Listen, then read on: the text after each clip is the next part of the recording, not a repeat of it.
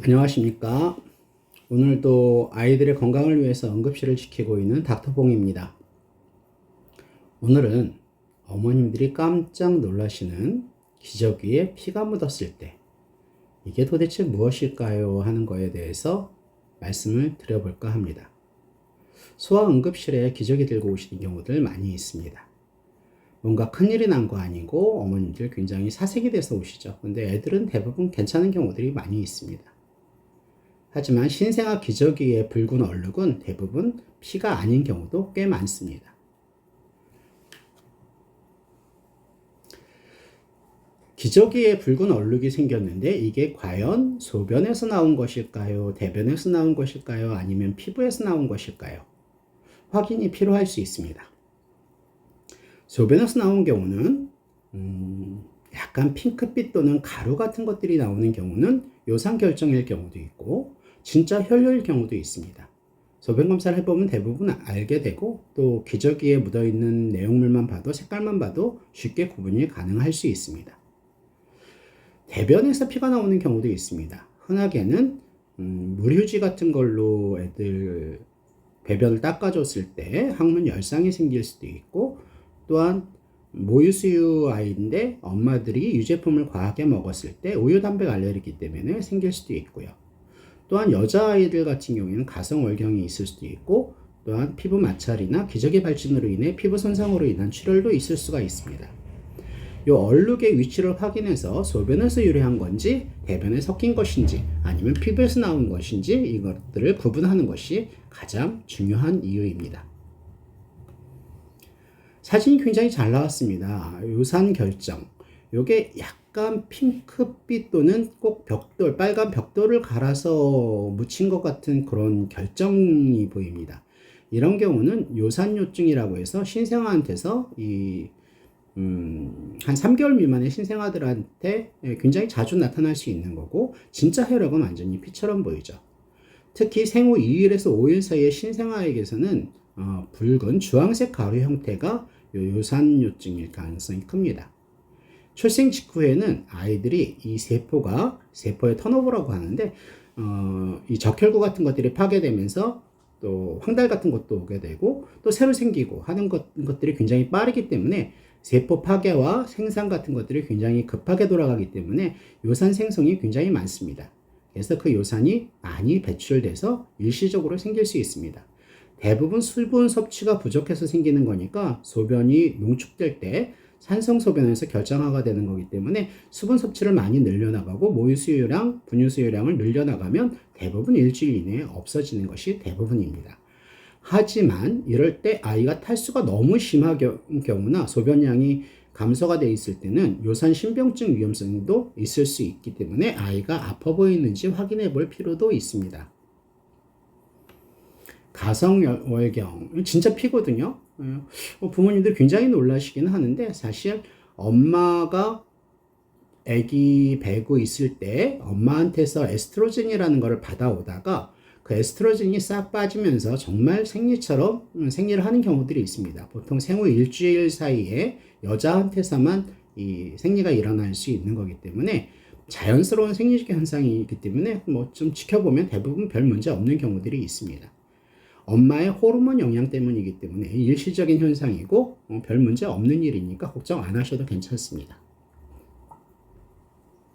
진짜 혈뇨는 우리가 이 소변 검사 딥스틱이라고 하는데 그 검사를 꼭 해봐서 이게 혈뇨인지 아닌지 확인해 볼 필요가 있고 또 그것만으로 검사를 하지는 않고 보통 현미경 마찰도 같이 해 나가기 때문에 진짜 혈뇨인지 아닌지를 확인해 봐야 되는데 혹시 아이가 보채고 열나고 잘 안 먹고 아파 보인다라고 하면 신생아기라도 요로 감염을 강하게 의심해야 되기 때문에 여러 가지 검사를 하거나 또 선천적인 콩팥 질환이나 요렇게 기형 같은 것들이 특히 방광요관 역류증 같은 것들이 있어서 아이들이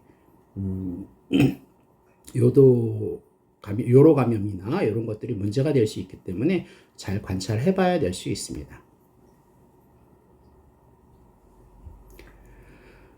실제 혈변이 나타나는 경우도 많이 있는데 저희들이 기저귀를 벗겨서 보면은 항문 쪽에 이렇게 찢어져 있는 경우들이 많은데 변비이거나 아니면 물티슈를 사용하게 되면 이런 일이 생길 수 있습니다. 그래서 애들 배변을 닦아줄 때 물티슈는 될 수 있으면 사용하지 않는 것이 좋습니다. 부모님들 한번 그 물티슈로 코 한 같은 거 한번 닦아보세요. 굉장히 아프고 피부가 손상이 됩니다. 그래서 출혈량이 적기는 하지만 이 물로 닦아주는 것이 굉장히 좋을 수 있고 또 변비가 있다라고 하면 변비를 해결해주면 대부분 호전됩니다. 금방 잘 낫습니다. 우유 단백 알레르기 사실 아이들 건강한 아이들 아파 보이지 않는 아이들이 혈변을 본다라고 하면 거의 뭐 10명 중에 5명, 6명 이상이 우유 단백 알레르기일 가능성이 굉장히 크거든요. 전신 상태가 굉장히 괜찮습니다. 아파 보이지도 않고 3개월 이내에 아이들한테서 나타나고 아주 무슨 고춧가루 뿌려놓은 것처럼 약간 빨갛게 피가 묻어나오는 점액성 배변들이 꽤 많습니다. 그럴 때 엄마가 모유 수유아인 경우에는 엄마가 이 우유 제품, 유제품을 많이 섭취했을 때 또 분유 먹는 애들은 또 분유 단백이 애기한테 안 맞았을 때 그 알레르기 증상으로 피가 섞여 나올 수도 있습니다. 모유 수유하는 경우는 유제품을 엄마가 안 드시는 것도 중요하고 또 분유 수유와 같은 경우에는 이 혈변이 지속되면 완전 가수분해 분유로 알레르기 분유로 교체하면 호전이 될 수 있습니다. 아이가 컨디션이 완전히 잘 놀고 복부팽만도 없고 배 아파하지도 않고 그러면 일단 검사하기보다는 알레르기 증상이구나 라고 생각해 볼 수도 있습니다. 다만 아이가 혈변을 봤을 때 절대 놓쳐선 안 되는 경우가 괴사성 장염, 말은 어렵게 돼 있지만 이게 그냥 장이 썩는 겁니다. 썩는 거. 신생아 혈변 환자에서 절대 놓쳐서는 안 되는 그런 경우가 괴사성 장염인데 대부분은 미숙아 때 나타납니다. 미숙아에서만 흔하고 후기 미숙아나 정상 만삭아에서도 발생할 수 있는데 그리 흔치는 않습니다. 장에 피가 통하지 않아서 점막이 손상되고 세균이 침투가 되고 장이 썩어나가는 아주 급격히 진행돼서 위험할 수 있는 그런 병입니다. 즉각적으로 금식을 시키고 광범위 항생제 투여하고 반드시 입원해서 항생제 치료도 해야 되는 것이 필수적입니다. 단순한 혈변이 아닐 수 있습니다. 장이 썩는 경우일 수 있기 때문에 잘 안 먹고 배가 불러오고 아기가 늘어지는 경우는 그럴 때는 괴사성 장염을 의심해 봐야 됩니다.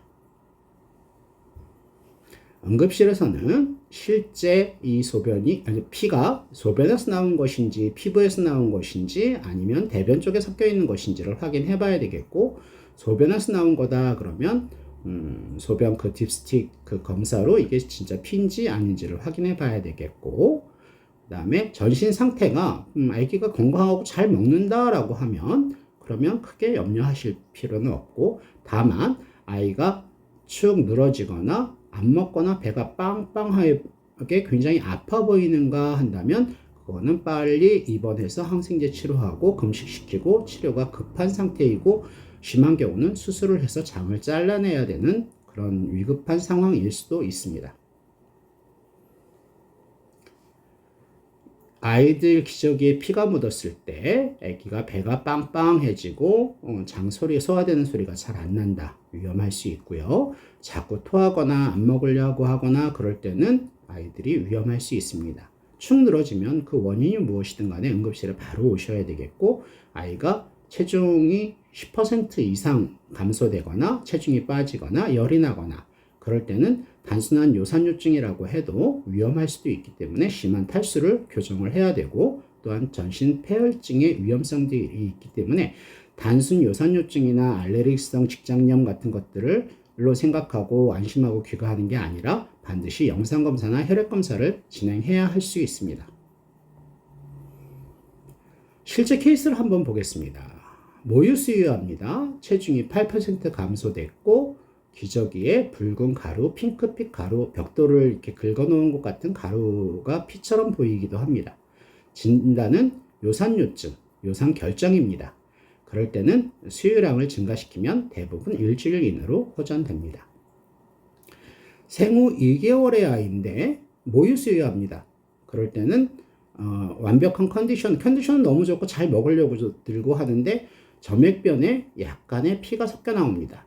그럴 때는 대부분 우유 단백 알레르기이기 때문에 분유 수유 아이인 경우에는 분유를 바꿔볼 필요도 있고, 또 모유 수유 아이인 경우에는 엄마가 유제품을 제한해 볼 필요가 있습니다. 세 번째 케이스를 보면 생후 12일인데 아기가 35주로 출생했네요. 약간의 미숙합니다. 배가 부르고 아기가 토하고 잘 먹으려고 들지 않습니다. 좀 처져 보입니다. 기저귀에 혈변이 소량 묻어 있습니다. 괴사성 장염의 초기일 수 있습니다. 이럴 땐 반드시 입원해서 금식시키고 항생제 치료하고 수액 치료를 해야 됩니다. 심한 경우엔 수술이 필요할 수도 있습니다. 같은 붉은 기저귀라도 환자의 출생 주수나 모유 수유냐 분유 수유에 따라서, 또한 전신 컨디션에 따라서 진단과 응급도가 달라질 수 있습니다. 대부분은 요산 결정일 때는 피가 아니고 요산이라는 정상적인 가루이니까 탈수되지 않게끔만 주의해 주시면 일주일 이내로 사라집니다. 아이 컨디션이 좋기 때문에 약간 알레르기 반응이 온 것 같으니까 엄마 모유 수유하시는 분들은 엄마가 유제품을 좀 끊어보거나, 분유 수유하는 애들은 분유를 좀 바꿔보거나 하면 별 문제 없을 가능성이 큽니다. 하지만 아이 배가 많이 빵빵하게 부르고 만지면 아파하고 아이가 처지는 증상이 있을 경우에는 괴사성 장염으로 위험한 상황인지 아닌지 엑스레이 검사나 혈액 검사, 입원 같은 것들이 필요할 수 있습니다. 핵심 원칙은 눈으로만 판단하지 말고 이것이 소변 쪽에서 나온 거냐, 대변 쪽에서 나온 거냐, 피부 쪽에서 나온 거냐 확인을 해봐야 되겠고, 또 필요한 경우에는 소변 딥스틱 검사로서 이게 진짜 출혈인지 아닌지 확인해 볼 필요가 있습니다. 그런데 이런 피가 나온다라는 그 자체가 무서운 게 아니고 아이의 전신 상태, 잘 먹는지, 배가 부르지 않는지, 늘어지진 않는지, 열이 나진 않는지, 이런 것들을 확인해 봐야 되는 것이 훨씬 더 중요합니다. 아이의 전체적인 전신 상태를 확인해 봐야 되는 게 가장 중요합니다. 이상 닥터봉이었습니다.